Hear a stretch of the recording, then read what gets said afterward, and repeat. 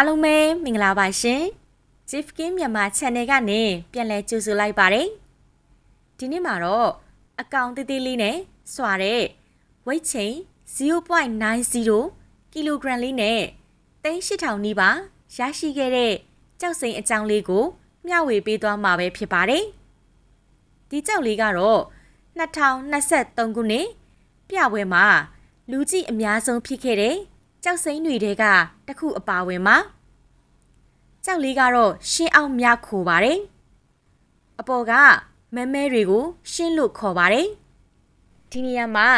ရှင်းနဲ့ပတ်သက်ပြီးလဲအနှဲငယ်မျှဝေပေးစင်ပါတယ်ရှင်းလို့ဆိုလိုက်တာနဲ့ကြောက်စိမ်းမှာပါဝင်တက်တဲ့ရှင်းကတော့၃မျိုးရှိပါတယ်ရှင်းမဲရှင်းဖြူရှင်းစိမ်းမှာရှင်းမဲဆိုတာကအဖြက်သဘောဆောင်တာပါကြောက်စိမ်းပေါ်မှာအမဲဆက်ရှင်းမဲပါရင်အပေါ်မှာပါတဲ့အမဲဆက်အတိုင်းအတွင်းသားတဲ့အထိပါရှိတတ်ပါတယ်။ဖြက်အားကောင်းပါတယ်ရှင်။ရှင်းဖြူကတော့ကြောက်စိမ်းပေါ်မှာအဖြူရောင်ရှင်းပါရင်အတွင်းထဲအထိတော့မဝင်တတ်ပါဘူး။ရှင်းစိမ်းကတော့ကြောက်စိမ်းပေါ်မှာစိမ်းလဲပေါ်နော်ရှင်းစိမ်းပါရင်မီးထိုးကြည့်တဲ့အခါမှာတော့စိမ်းနေပြီးတော့လှနေတယ်။ဝယ်တဲ့အခါမှာတော့သတိထားဝယ်ရမှာပေါ့နော်။တိတ်တော့မစိုးရင်ရပါဘူးရှင်။ရှင်းစိမ်းဟာတစ်ခါတလေအရင်နဲ့ရောနှောပါတတ်ပါတယ်။တချို့ကြတော့လေရှင်းကြလူလို့ခေါ်ကြပါတယ်။ဒါလေးကတော့ရှင်းနဲ့ပတ်သက်ပြီးတော့ဗဟုသုတအနေနဲ့မျှဝေပေးတာပဲဖြစ်ပါတယ်ရှင်။ကဲဆက်လက်ပြီးတော့ဒီကြောက်စိန်တုံးကိုကြည့်လိုက်ကြရအောင်နော်